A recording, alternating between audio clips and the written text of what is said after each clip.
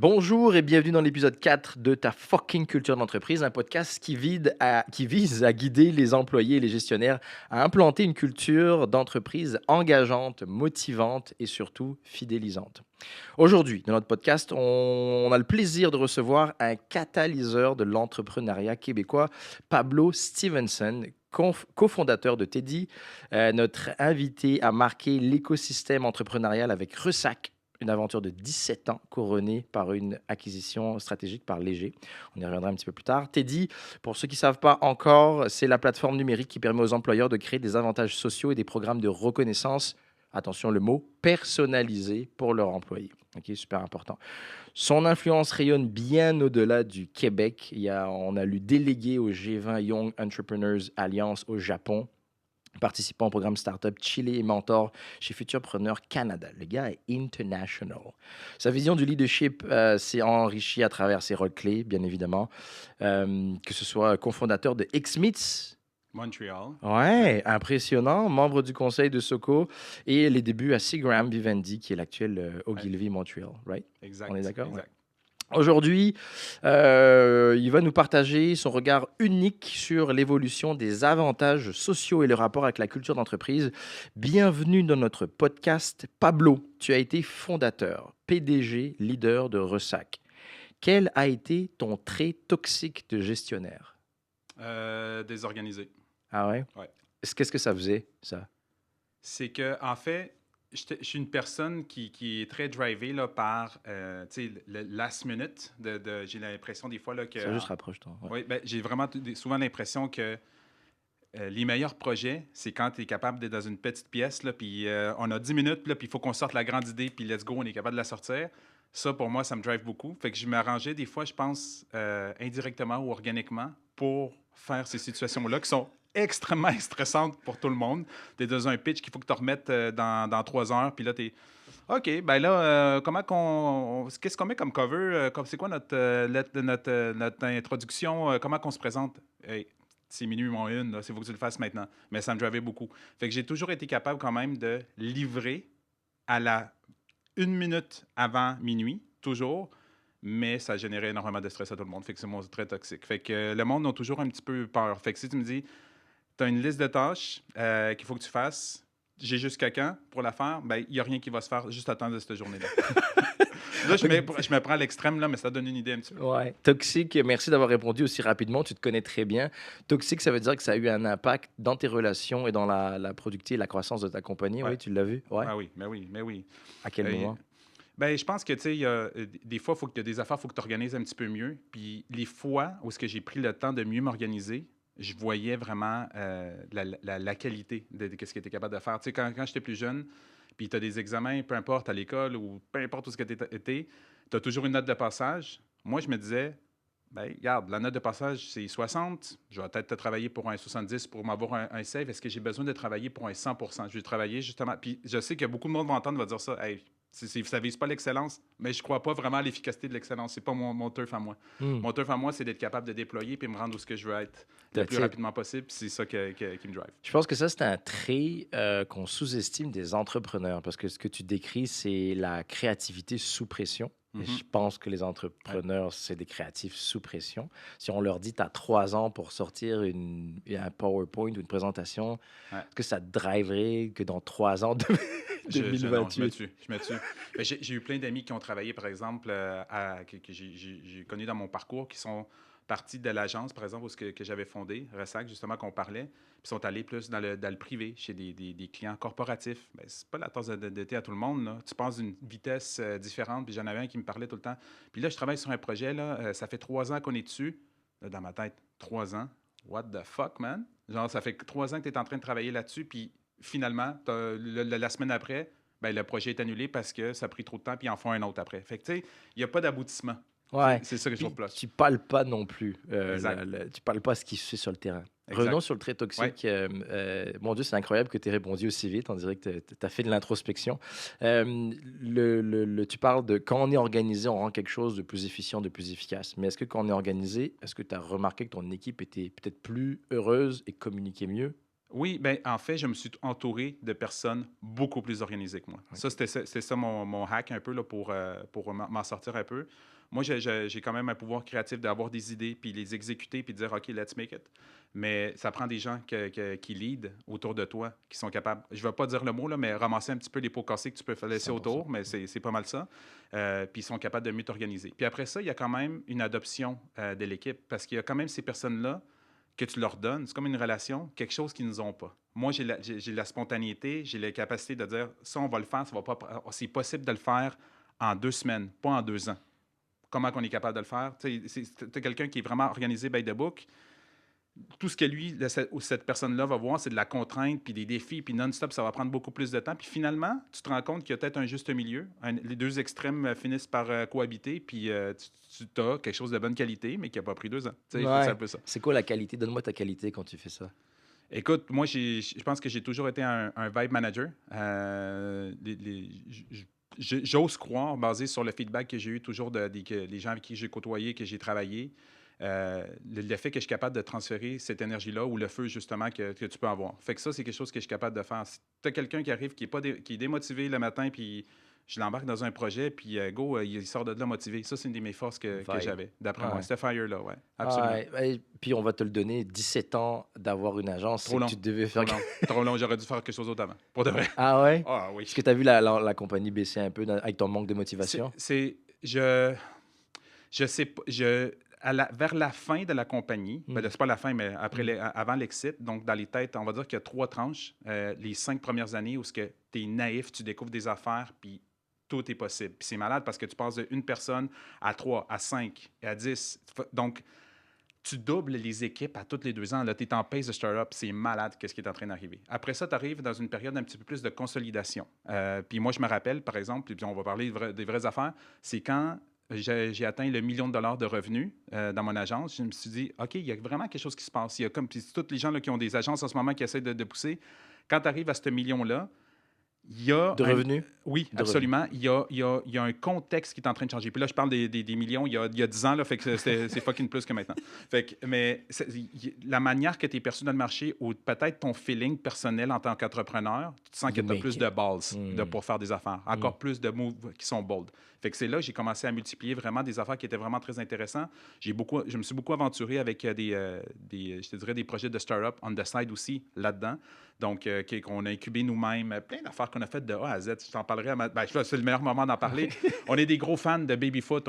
On dit, au lieu d'acheter une table de baby-foot, on va faire un tournoi de baby-foot contre toutes les agences. Ça, c'est le genre de truc qu'on fait. Mais ça prend du cash, ça prend du temps, ça paye-tu? Fuck, zéro. Zéro. Mais c'est tellement payant au niveau de la culture. Puis ça, c'est des genres de trucs qu'on a multipliés. Mais après ça aussi, des projets qui étaient plus entrepreneuriales, technologiques, etc. Et je te dirais que les 5 dernières années, là, c'est un petit peu plus difficile. Parce que tu as encore la motivation, tu as un historique, Donc, etc. juste pour timelapse, là, on est 12 ans in. Oui, genre à peu près. 10 ans in, à peu Exact, près. Ouais. exact. Je trouvais mon désir de multiplier des projets, et je pense qu'il était relatif à mon désir de ne plus faire ce que je faisais. Donc, moi, Hmm. ça, c'est un petit signe là, que je vois des fois des entrepreneurs. Ouais, j'ai fait un projet de side. Ah, je suis intéressé à ça. Ça, c'est le temps. Là. Si tu commences j'en ai parlé à un entrepreneur dernièrement qui était dans cette situation-là. Quand tu commences à regarder, à aller Ailleurs. voir ailleurs, peut-être que ça fait trop longtemps que tu es là. Fait que moi, peut-être que j'aurais enlevé un 5 ans. Un 10 Ouais. ans, c'est cool parce que tu vois plein d'affaires d'évolution, mais je pense qu'il y a peut-être un 5 ans, 6 ans de trop là-dedans. Pas de trop. Tu sais, ça a été le fun, puis il y a plein d'autres affaires, puis j'ai appris plein d'affaires là-dedans. C'était vraiment. Mais si c'était à refaire 10 ans, on tire la Un petit plug. peu moins. Ben, parce que un entrepreneur oublie parfois sa capacité à comprendre de disruption, qu'on appelle, là, de faire un peu, de révolutionner, puis de casser quelque chose. Mais c'est difficile de le faire quand ça fait 15 ans que tu es à la même endroit. Pourquoi? Parce que tu vas juste penser à casser des choses dans cette industrie-là. Puis tu vois, moi, là, en ce moment, je suis dans une industrie complètement différente. Je ne Tech. viens même pas d'être là. Je connais rien là-dedans. Mais après ça, je peux aller dans une autre industrie. Peut-être que dans 5 ans, je suis en restauration ou 5 ans, je fais des cours de yoga, disrupt, là, Mhm. whatever. Là. Mhm. J'ai aucune idée qu'est-ce que je fais. Mais il ne faut pas rester trop longtemps parce qu'après ça, tu ne vois qu'est-ce qui est autour de toi. Hmm. Puis je pense que Puis là, c'est... ça tourne en rond un peu. Ah, ben oui, ça tourne en rond parce qu'il y en a plein d'autres qui font la même affaire qui tournent en rond, fait que ça revient au même. Il faut que tu Ouais. arrives vraiment dans un endroit. Je pense que la naïveté puis la méconnaissance d'une industrie est vraiment très excitante pour moi. Là, je me rends compte. Ouais. Je l'avais avec les agences, tu sais, parce que tu as plein de clients différents. but it's not the same. Non. It's not the same. En quoi t'es dit ton aventure en ce moment est différente? C'est que une des, je te dirais, des craintes que j'avais de faire un projet comme des fois Teddy ou lancer un projet en design, c'est de dire, ben là, je vais toujours travailler. Je suis le client. Tu sais, je ne fais qu'une chose. Tandis qu'à l'agence, tu travailles avec des problèmes de plein d'autres personnes. Les gens te délèguent des problèmes et tu essaies de trouver une solution. Maintenant, tu as un problème qui est ta compagnie, puis that's it, that's all. Mais pour de vrai, mon défi et ma motivation est 100 fois plus élevé que de le faire. Ouais. Est-ce que tu penses que c'est parce que c'est toi? C'est pour ton produit, c'est ton bébé? C'est que c'est nouveau. C'est que c'est nouveau. C'est nouveau. C'est une industrie que je ne connaissais pas. Puis là, tu commences à gratter, tu vas dans le rabbit hole, tu fais ah, ouais, c'est ça qu'ils font. What the fuck? Tu sais, c'est ça qui est le fun aussi, je te dirais, à découvrir. Et ça joue sur ton esprit créatif Ouais, dans les solutions. totalement. Qu'est-ce que tu comprenais quand tu es arrivé, quand tu as ouvert? Là, on est 1 an à Ressac. Ouais. D'ailleurs, je ne savais pas que c'était toi, puis félicitations. Tu disais il y a 5, 6, 10 ans, moi, je commençais sur le marché du travail, en tout cas, je me dirigeais en marketing, puis Ressac faisait partie des gros noms. Tu sais, c'était comme, oh, Ouais. il y avait une grosse notoriété, donc félicitations. Exact. Merci. Quand tu es arrivé après 1 an ou 2 ans, qu'est-ce que tu comprenais de la culture d'entreprise et qu'est-ce que tu faisais pour la culture d'entreprise pour Ressac? Rien. Absolument rien. Pour de vrai, je ne comprenais rien là-dedans. Puis c'est vraiment plus tard que j'ai mis le mot Combien de culture temps après? d'entreprise. C'est ça. Peut-être. Quand j'ai commencé, je ne savais même pas c'est quoi, parce que je n'avais même pas d'idée d'avoir combien d'employés j'allais avoir, mais éventuellement, il y a un feedback que j'ai commencé à comprendre, puis c'est vraiment les autres qui me l'ont dit. C'est les gens qui travaillaient avec moi, qui me disaient « Ah, c'est tellement le fun de travailler avec toi parce qu'on on a vraiment l'impression qu'on travaille vraiment tout en gang à résoudre un problème ensemble. » Ça, ce côté-là, business, là, de prendre des risques, etc., je le faisais avec les gens avec qui je travaillais directement. Fait que là, je disais, OK, c'est ça la culture? C'est ça un peu l'affaire? Puis je me suis rendu compte vraiment que c'est ça. Puis surtout avec le feedback des gens qui sont partis de l'agence, mais qui sont revenus 1 fois, même 2 fois. J'en ai un, là, puis il va se reconnaître quand je vais le dire, là. Il est revenu 5 fois. Là. Ah ouais? On dit son prénom ou pas? Il commence par B. OK, voilà, on va le trouver. Mais il est revenu 4, 5 fois. Il y en a un autre qui est revenu 2 fois, 3 fois. Fait qu'il y a plein de monde qui me revenait, puis je disais, pourquoi tu reviens? Pourquoi tu reviens? Puis la raison numéro 1, c'est que la vibe, puis aussi l'énergie, la capacité d'apprendre. Moi, là, j'ai toujours été, voici un problème, résous-le. Ouais, mais comment. Non, fais-le. Là. Commence à le gosser comme il faut, puis après ça, moi, je vais le raffiner. Je vais le raffiner 1 fois, 2 fois, 3 fois avec l'équipe, etc. Puis je donnais vraiment une énorme liberté aux gens de prendre des décisions. Est-ce que ça effrayait pas un peu tes collaborateurs que tu les laissais naviguer tout seul au début? Une fois que mon casting, dans les entrevues, fait que moi, j'ai toujours été dans toutes les entrevues. Il n'y a personne qui s'est fait engager où est-ce que je n'étais pas là. Pour valider la chimie, puis si cette personne-là fait avec l'équipe. Puis, où est-ce que je me suis trompé là-dedans? Absolument. Je me suis trompé quand à la fois, j'ai dit, je vais essayer quelque chose d'autre. Mais, en tout cas, il faut revenir des fois au classique. Fait que ce côté-là de dire, l'attente, je pense que je la dégageais dès le jour 1 dans une entrevue. Yeah, wow. Donc, gestion des attentes est faite quand tu te rends compte. On sait quitter, on sait où on s'en va. Je me rappelle toujours, ça c'est un exemple, il y avait une fille qui travaillait dans un booth, dans un salon marketing à Montréal. Je l'avais trouvée super smart, super chouette. Elle parlait super bien. Elle a bien expliqué un produit. Elle travaillait en mode représentant vente. Là, vraiment pas ça. Puis j'ai dit, elle est sharp. Je vais la prendre en entrevue. Elle est venue le lendemain à l'entrevue. Elle est venue le midi. J'ai parlé 2, 3. Je voulais voir sa vibe. Elle était vite. 15 minutes plus tard, elle était engagée. That's it. Elle était comme genre, what the fuck? Je disais, ben ouais, je vais pas te faire 42 tests de français puis voir si t'es bon ou pas. Je le vois. Puis cette personne-là, elle a super bien évolué maintenant là, dans l'industrie. Storytelling, est-ce que tu connais le Dollar Shave Club? Oui, of course. Voilà, of course, ouais. Il a vendu, donc ça a été racheté à 1 milliard par Gillette. Lors de son passage, il a dit, je vous le vends, mais je reste CEO de la compagnie parce que je veux garder la culture de la compagnie. Et on lui a demandé, mais comment tu arrives à créer une compagnie aussi grosse? Il a dit, parce que moi, je suis dans le business de recruter. Je ne suis pas dans le business du produit. C'est malade. Ouais. Et donc, pour revenir à ce que tu viens de dire, lui, même au plus haut niveau, il a assisté un maximum à tous les recrutements. Il faut. Donc, je te le donne. Félicitations. C'est comme s'il y a un gars qui a fait ça, tu le fais. Vous avez compris quelque chose que beaucoup d'entrepreneurs ne font pas. Qu'est-ce que tu dirais à ceux ou aux entrepreneurs qui pensent que c'est peut-être une perte de temps ou qui font peut-être trop confiance à leur RH? Écoute, ça dépend de la grandeur de la compagnie. Je comprends à un moment donné, mais je parle dans une PME. Là. Moi, je pense vraiment que c'est la plus grande force que tu es capable d'aller chercher parce que tu génères tellement un grand lien de confiance. Puis comme j'ai dit, c'est pas juste la confiance pour le recruter, mais you set the expectations. Ça, Là, tu dis, OK, lui, là, ça va être le boss, c'est lui qui gère ça. Tu donnes déjà un indice de ta culture, de ton brand, de qui t'es, de ton identité. Fait que je pense que c'est vraiment important d'avoir la personne. Puis je te dirais, pas juste à la fin, là. Pas juste à la fin, OK, ben on a tout fait le truc, parle-y, voir s'il est vraiment cool. Puis parce que normalement, ça finit tout le temps à 99%, tu t'engages la personne. Parce que Mm. tu fais confiance à ton équipe. Fais-le au début. Ouais. Puis après ça, laisse ton équipe faire le filtering là, de toutes les bonnes affaires, puis peut-être qu'ils vont flaguer quelque chose, mais je dirais, commence au début. Ouais, hire slow, fire fast, Yeah, comme ils disent. exactement. Puis merci de rebondir là-dessus. Petit message aux leaders et aux entrepreneurs. Faites confiance à votre feeling. Puis merci, Pablo, de dégager la vibe, l'énergie. Quand on est avec les entrepreneurs, oui, j'ai un mauvais feeling, mais il est bon sur le papier. Mhm. Arrête-toi au feeling. Ça serait mon plus gros conseil. Si tu as un mauvais feeling, les compétences, tu vas toujours pouvoir former quelqu'un pour être bon.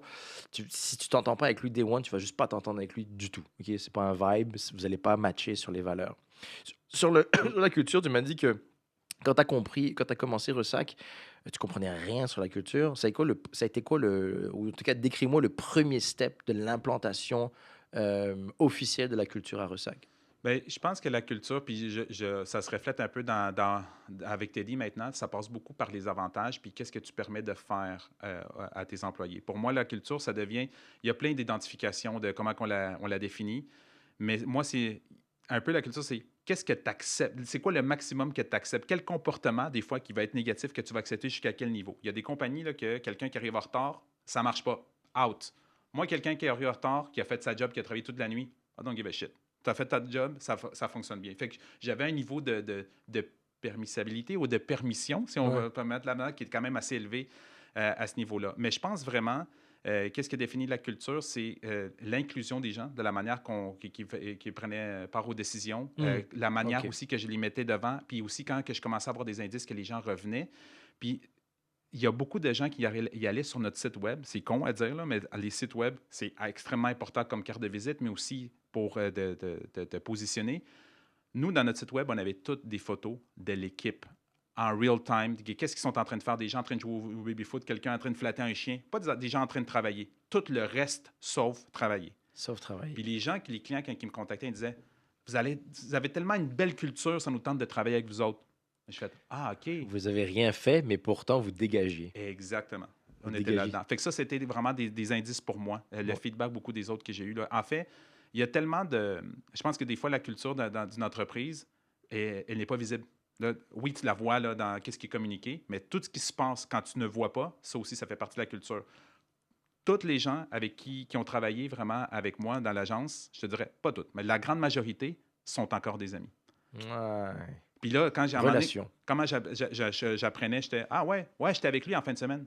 Ouais, je savais pas qu'ils étaient amis. Ah ouais, puis là, sont allés au parc ensemble, ils sont allés dans un show, etc. Il y a plein d'affaires qui se passaient à cause de la compagnie. J'ai eu 8000 couples, il y a des bébés qui sont sortis de là, il y a tout. Là. Tu sais? Tu réponds à la question, est-ce que si on avait un choix, do or die, Pablo, est-ce que tu préfères une compagnie qui est écrite ou une compagnie qui se vit, qui est dégagée?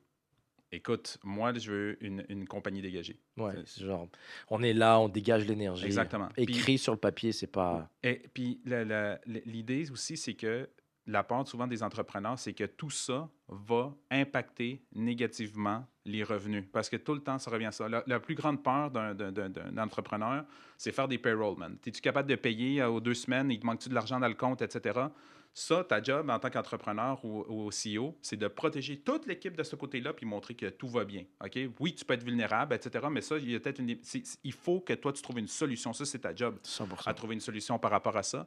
Fait que moi, tu peux mettre n'importe quoi sur papier, n'importe quoi en présentation, tant que tu n'as pas le feedback des employés, puis les gens, si tu leur demandes comment ça se passe chez eux, tu sais, le NPS score, là, qu'on parle là, de la recommandation, là, ça, pour moi, c'est vraiment des éléments qui sont importants si on rentre ça dans une logique un petit peu plus métrique. Là, Ouais. Shout out aux gens avec qui on parle en ce moment. On prend des rencontres, puis Axel, nous cinq, nous 4 et demi, on dégage une énergie, puis ils nous disent c'est le clair. fun ce que vous Of êtes. course. Merci.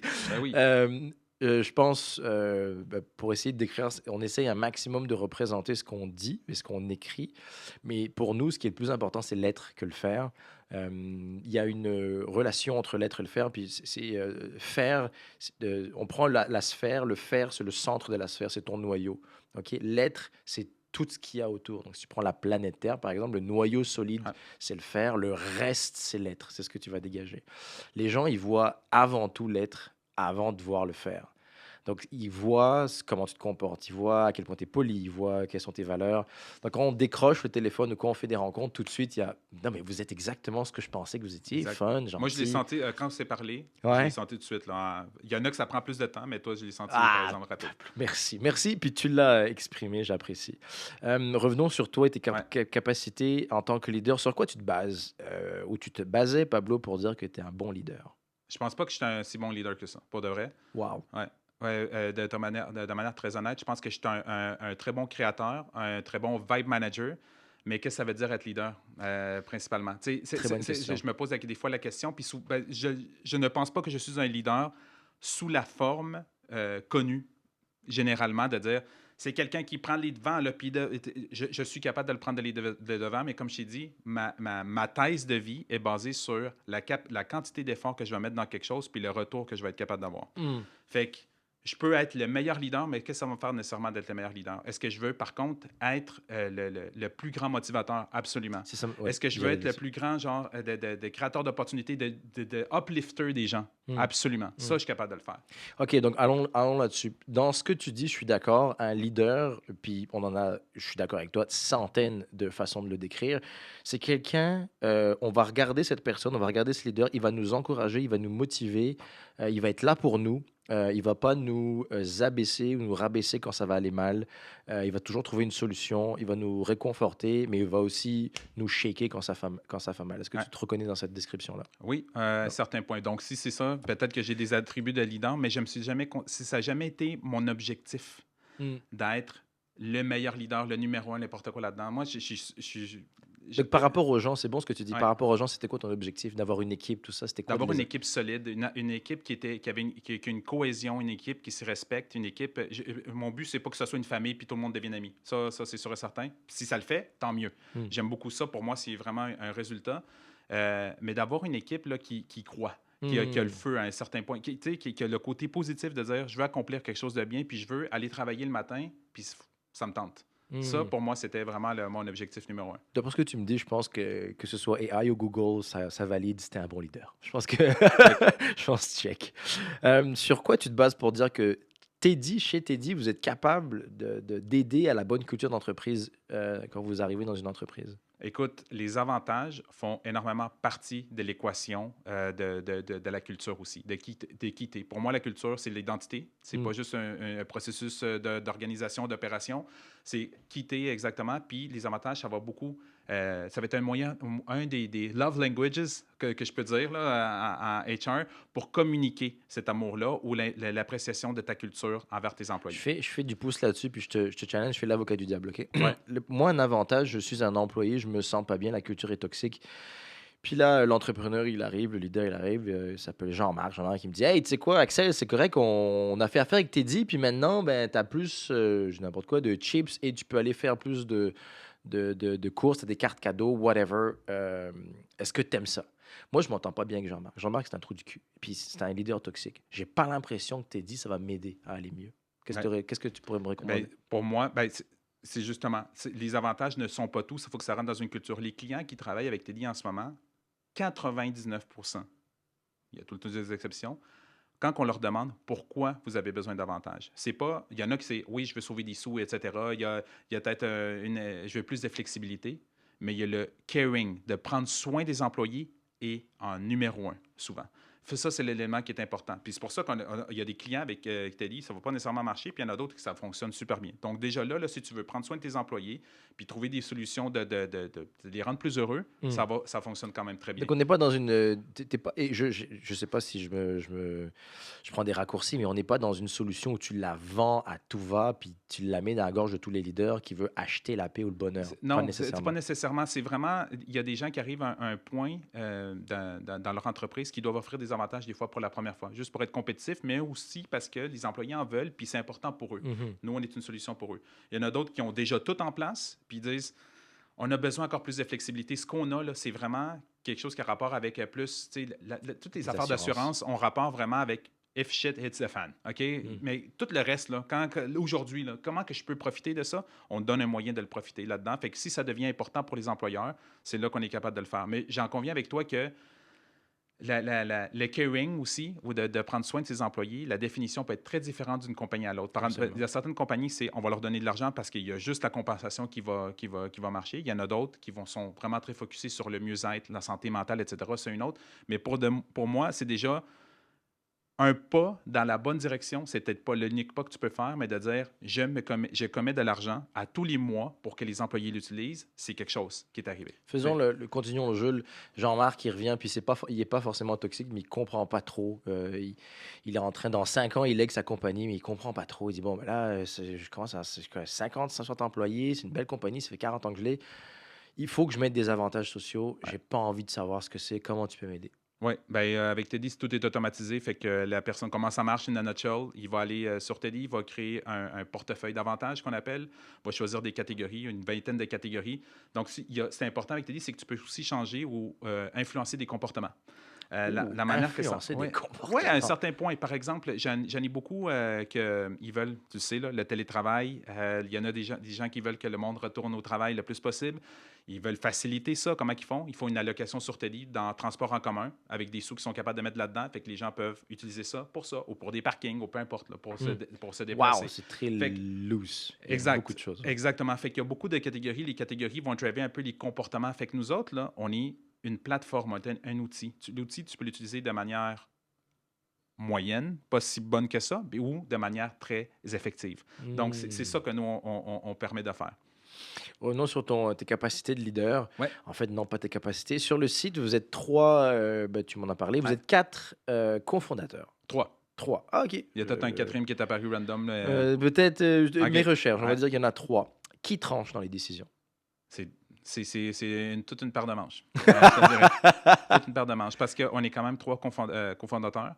On a des backgrounds très complémentaires, mais des expertises différentes. Vas-y, énumère-les, les 3. Moi, je viens du milieu de marketing, entrepreneur, etc.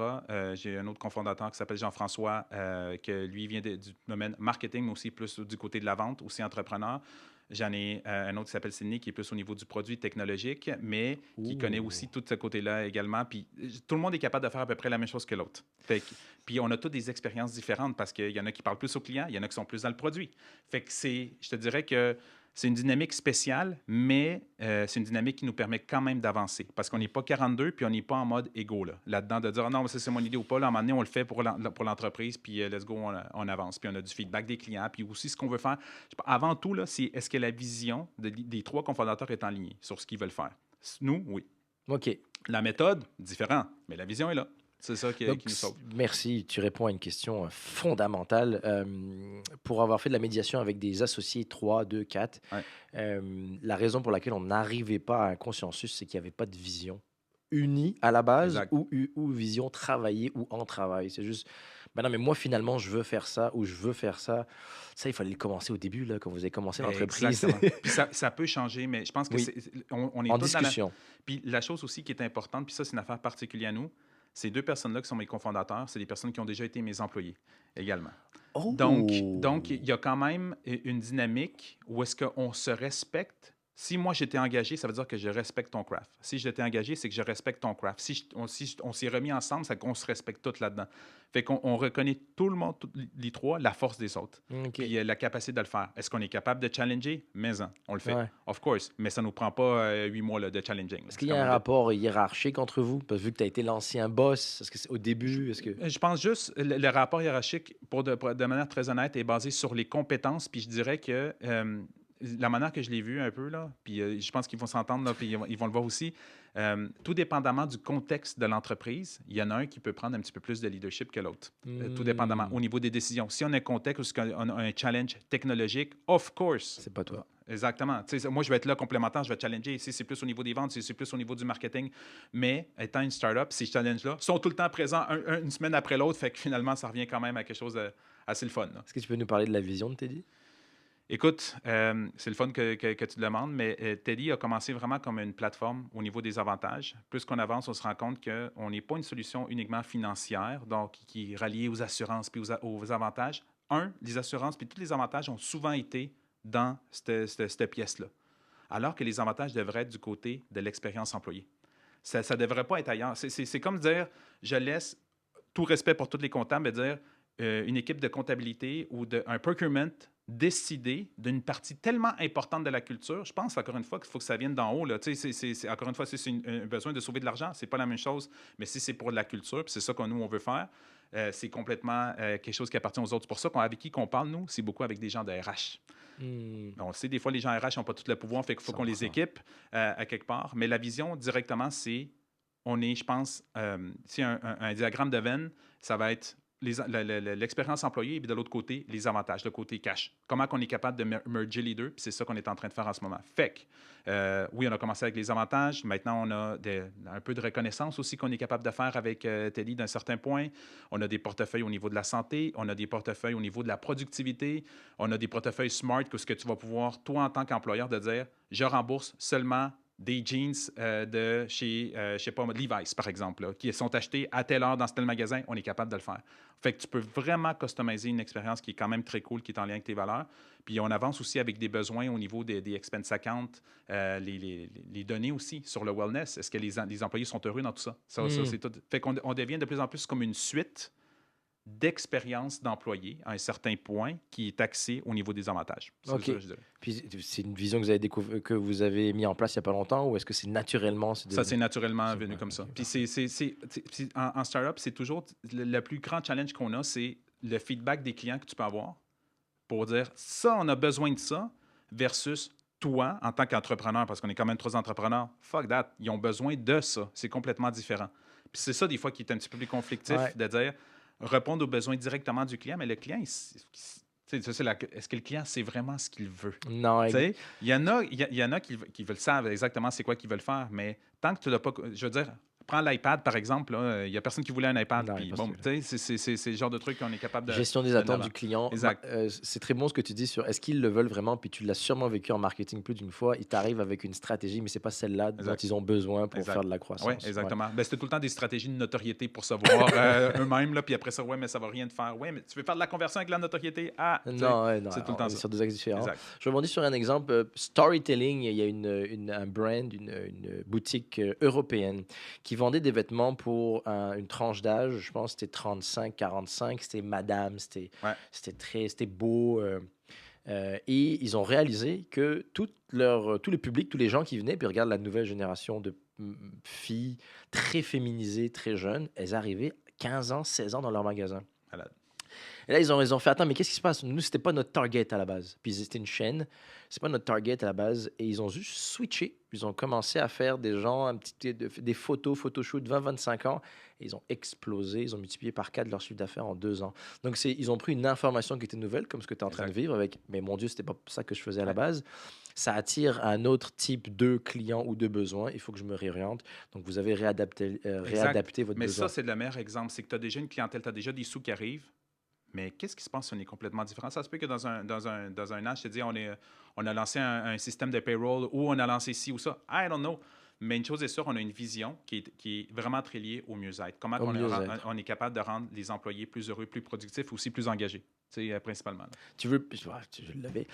On y va justement, engagé. Quel avantage sociaux innovant est-ce que tu as vu émerger et qui a véritablement transformé la dynamique d'une culture d'une entreprise? Ben, une des catégories les plus populaires sur Teddy, c'est les animaux de compagnie.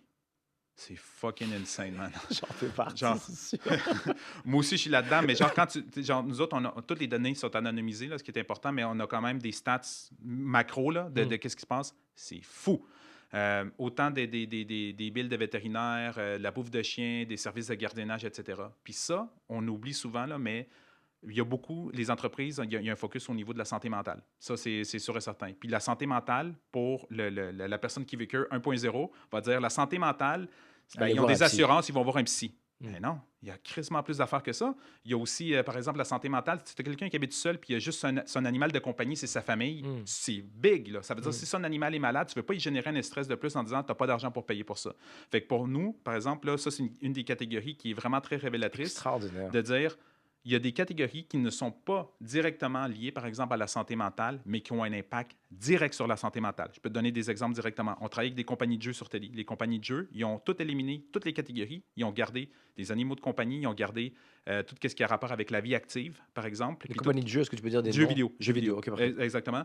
La vie active, etc. Ou des activités culturelles. Tout ce qui a rapport avec un écran, puis rester assis chez vous, là, genre, ils ne l'acceptent pas. Pourquoi? Parce qu'ils veulent changer un genre de comportement de dire si on nous donne des sous, c'est pas pour que tu aies acheté plus de jeux vidéo, une chase de gamer pour rester chez vous. Tu es déjà en train de faire ça.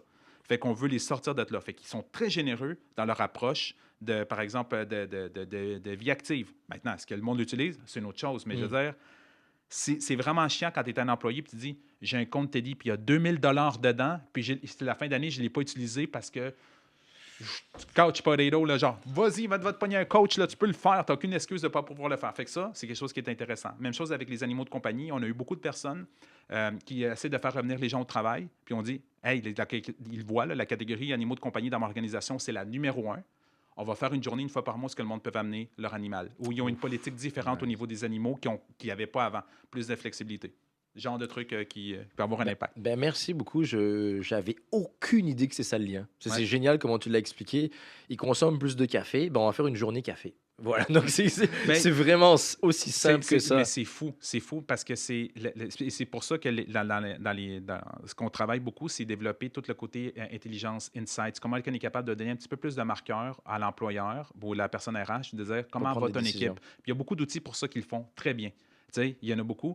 Mais nous, on veut vraiment focuser sur uniquement, pas est-ce que ton manager il est bon ou pas, c'est comment tu te sens. Comment est-ce que tu es heureux? Qu'est-ce qui te manque? Est-ce que tu utilises dans ta vie te rend encore plus heureux? Sinon, comment on est capable de l'adapter? Ça, c'est le genre du personalized benefits, là, vraiment, c'est ce que tu l'as dit au début, c'est vraiment le nerf de la guerre pour nous pour ça. Bien joué. Je suis vraiment impressionné de comment vous arrivez à là. Puis je vais avoir des angles. On va se prendre un moment, puis je vais avoir des angles que je partage tout de Ouais. suite. On arrive dans une compagnie, puis tout le monde est stressé ou démotivé.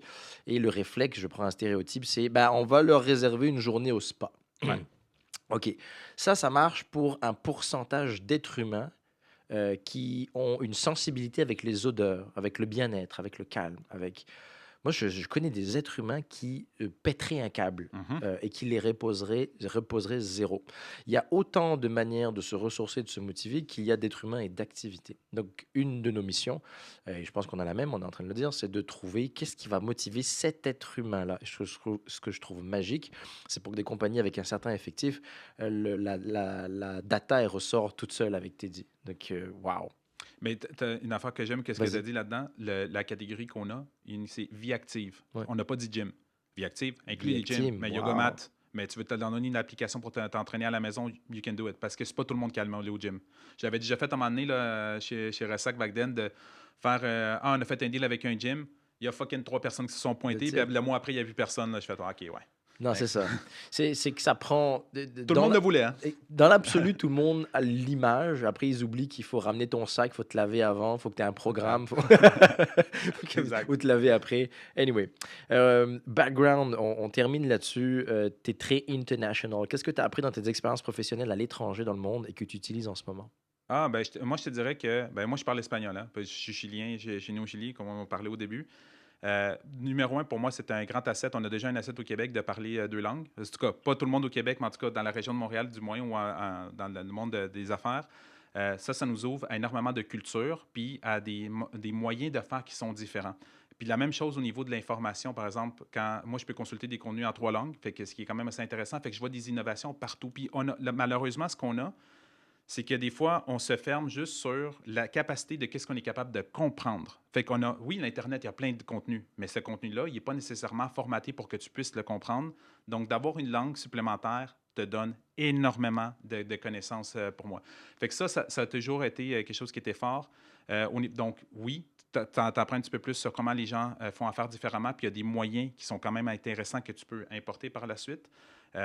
Puis oui, les cultures d'entreprise sont différentes d'un pays à l'autre. C'est quand même Ouais, tu assez les as pris. Est-ce malade. qu'il y a quelque chose que tu as ramené de quelque part ou Ah, est-ce que tu as vu quelque chose qui te dit ah, ça, il faudrait que je l'utilise ou que ça t'a écoute, choqué? écoute, une des choses que, dans mon aventure que j'ai eue au Chili, en plus d'être chilien, histoire courte, il y avait un programme d'incubateur où ils cherchaient des startups pour incuber là-bas. Donc, on est arrivé avec un projet on the side de Ressac pour incuber là-bas. Et je voyais vraiment que la culture, il y a eu la première fois que j'ai senti la culture entrepreneuriale startup, c'était pas au Canada, c'était pas à Montréal, c'était pas à Toronto, c'était pas à New York, c'était là. Wow, Pourquoi? au Ouais. Chili, Oui, Santiago? absolument. Exactement, Santiago. Parce que ce programme-là, c'est malade. Ça s'appelait Startup Chile. Il n'existe plus, je pense, ce programme-là.